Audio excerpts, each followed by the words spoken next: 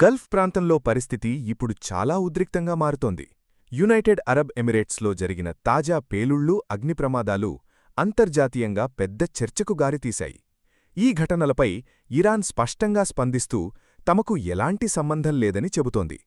అదే సమయంలో ఈ దాడులకు అసలు కారణం అమెరికా సైనిక చర్యలేనని ఆరోపిస్తోంది. ఈ విధంగా ఒక సంఘటన చుట్టూ మూడు దేశాలు మూడు వేరువేరు కథలు చెబుతున్న పరిస్థితి ఏర్పడింది. ఫుజైరా ప్రాంతం గురించి మాట్లాడుకుంటే అది సాధారణ ప్రదేశం కాదు. ఇది గల్ఫ్ ప్రాంతంలో అత్యంత ముఖ్యమైన ఆయిల్ స్టోరేజ్ మరియు ఎగుమతి కేంద్రాలలో ఒకటి. అక్కడ ఒక్కసారిగా మంటలు ఎగసిపడటం, డ్రోన్ మరియు మిసైల్ దాడుల ఆరోపణలు రావడం ప్రపంచాన్ని ఆందోళనకు గురిచేశాయి. యుఏఈ అధికారులు చెప్పిన ప్రకారం అనేక దాడులను అడ్డుకున్నప్పటికీ ఒక డ్రోన్ ఆ ప్రాంతంలో అగ్నిప్రమాదానికి కారణమైంది. ఈ ఘటనలో గాయాలు కూడా నమోదయ్యాయి. ఇరాన్ ఈ ఆరోపణలను పూర్తిగా ఖండిస్తోంది. తమ వల్ల ఎలాంటి దాడి జరగలేదని, ఇది మొత్తం అమెరికా సైనిక చర్యల ఫలితమని చెబుతోంది. హార్మూజ్ సముద్రమార్గంలో అమెరికా నౌకల కదలికలు పెరగడం వల్ల పరిస్థితి మరింత ఉద్రిక్తంగా మారిందని వారు అభిప్రాయపడుతున్నారు. ఇరాన్ వాదన ప్రకారం ఈ ప్రాంతంలో విదేశీ సైన్యం ఉండటం సమస్యలను తగ్గించదు, మరింత పెంచుతుంది. హార్మూజ్ సముద్రమార్గం గురించి మాట్లాడితే అది ప్రపంచానికి అత్యంత కీలకమైన మార్గం. ప్రపంచ నూనె సరఫరాలో దాదాపు 5వ వంతు ఈ మార్గం ద్వారా ప్రయాణిస్తుంది.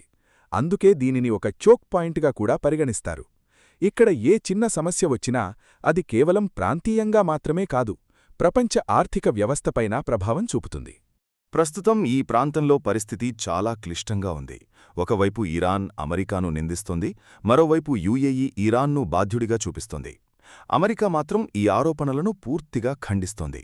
ఈ విధంగా ఒకే సంఘటనకు మూడు వేరువేరు వర్షన్లు వినిపిస్తున్నాయి. దీనివల్ల నిజమేమిటో స్పష్టంగా అర్థం కావడం లేదు. ఈ పరిస్థితి ఎందుకు ప్రమాదకరమో అర్థం చేసుకోవాలంటే సైనిక మరియు రాజకీయ కోణాలను చూడాలి. గల్ఫ్ ప్రాంతం ఎప్పటినుంచో సున్నితమైన ప్రాంతంగా పరిగణించబడుతోంది. ఇక్కడ చిన్న సంఘటన కూడా పెద్ద సంఘర్షణకు దారితీసే అవకాశం ఉంటుంది. ఇప్పుడు కూడా అదే పరిస్థితి కనిపిస్తోంది.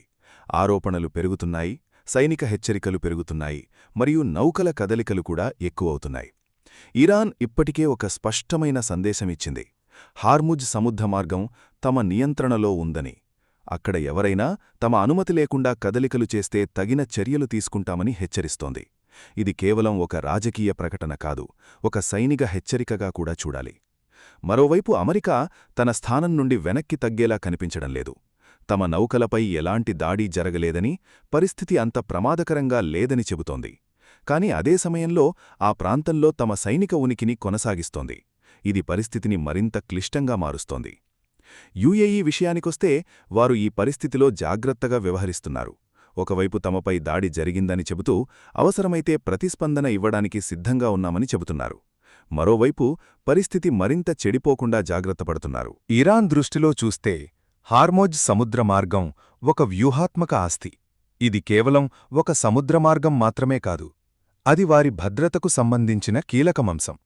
ఈ మార్గం మీద నియంత్రణ ఉండటం వల్ల ఇరాన్కు ఒక రకమైన ప్రభావం ఉంటుంది. అందుకే వారక్కడ విదేశీ సైనిక ఉనికిని ఇష్టపడటం లేదు. అమెరికా దృష్టిలో చూస్తే ఈ మార్గం అంతర్జాతీయ వాణిజ్యానికి చాలా అవసరం. ప్రపంచ దేశాలకు నిరంతర నూనె సరఫరా జరగాలంటే ఈ మార్గం ఎప్పుడూ తెరిచి ఉండాలి. అందుకే అమెరికా ఈ ప్రాంతంలో తన సైనిక ఉనికిని కొనసాగిస్తోంది. ఇప్పుడు ఈ రెండు దృష్టికోణాలు ఒకదానితో ఒకటి ఢీకుంటున్నాయి. ఇరాన్ భద్రత గురించి మాట్లాడుతుంటే అమెరికా గ్లోబల్ ట్రేడ్ గురించి మాట్లాడుతోంది. ఈ వ్యత్యాసం వల్లే సమస్య మరింత క్లిష్టంగా మారుతోంది. ఇంకా ఒక ముఖ్యమైన అంశం ఈ ప్రాంతంలో ఇతర దేశాల పాత్ర. గల్ఫ్ దేశాలు తమ భద్రత కోసం ఒకవైపు అమెరికాపై ఆధారపడుతుంటే మరోవైపు తమ ప్రాంతంలో యుద్ధం జరగకూడదని కూడా కోరుకుంటున్నాయి. ఈ పరిస్థితిలో యుఏఈ చాలా సున్నితంగా వ్యవహరిస్తోంది. ఒకవైపు తమపై దాడి జరిగిందని చెబుతూ మరోవైపు పరిస్థితి మరింత చెడిపోకుండా జాగ్రత్తపడుతోంది. ఇది ఒక సమతుల్య విధానం. ఇప్పుడు ఒక కీలక ప్రశ్న: ఈ పరిస్థితి ఎటువైపు వెళ్తోంది? మొదటి అవకాశం: ఉద్రిక్తతలు తగ్గి చర్చల ద్వారా పరిష్కారం రావచ్చు. రెండో అవకాశం: ఉద్రిక్తతలు అలాగే కొనసాగుతూ పరిస్థితి మరింత ప్రమాదకరంగా మారవచ్చు. మూడో అవకాశం: ప్రత్యక్ష ఘర్షణ. ఇది జరిగితే అది పెద్ద అంతర్జాతీయ సమస్యగా మారుతుంది. ఇలాంటి పరిస్థితుల్లో కమ్యూనికేషన్ చాలా ముఖ్యమైనది. దేశాల మధ్య సరైన సమాచార మార్పిడి లేకపోతే చిన్న సంఘటన కూడా పెద్ద సమస్యగా మారే ప్రమాదం ఉంటుంది. ప్రపంచ మార్కెట్లపై ఇప్పటికే ప్రభావం కనిపించడం ప్రారంభమైంది. నూనె ధరలు పెరగడం, పెట్టుబడిదారుల్లో ఆందోళన పెరగడం వంటి పరిణామాలు కనిపిస్తున్నాయి. భారత్ వంటి దేశాలపై కూడా దీని ప్రభావం ఉంటుంది. ఎందుకంటే మనం నూనె దిగుమతులపై ఆధారపడుతున్నాం. ధరలు పెరిగితే అది మన ఆర్థిక వ్యవస్థపై నేరుగా ప్రభావం చూపుతుంది.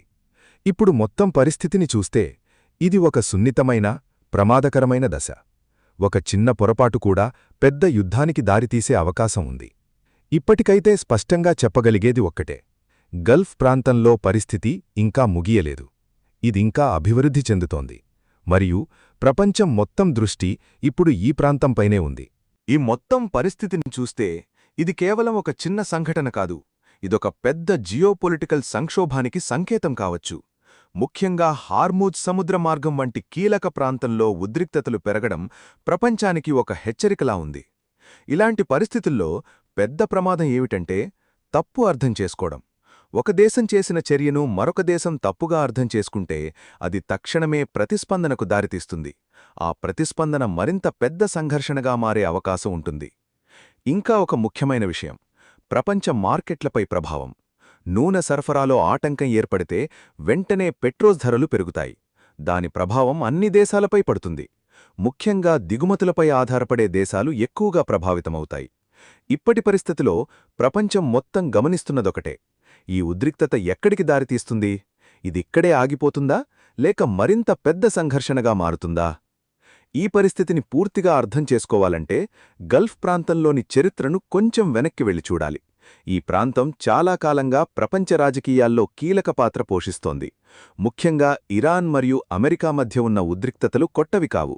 చాలా సంవత్సరాలుగా ఈ రెండు దేశాల మధ్య నమ్మకం లోపం, ఆంక్షలు మరియు సైనిక హెచ్చరికలు కొనసాగుతూనే ఉన్నాయి. ఈ నేపథ్యంలో ఇప్పుడు జరిగిన ప్రతి సంఘటన కూడా మరింత పెద్ద అర్థం సంతరించుకుంటోంది. ఇలాంటి ముఖ్యమైన అప్డేట్స్ కోసం మా ఛానల్ని తప్పకుండా సబ్స్క్రైబ్ చేసుకోండి. ఈ వీడియో మీకు నచ్చితే లైక్ చేయండి. మీ అభిప్రాయాన్ని కమెంట్స్లో తెలియజేయండి. ధన్యవాదాలు.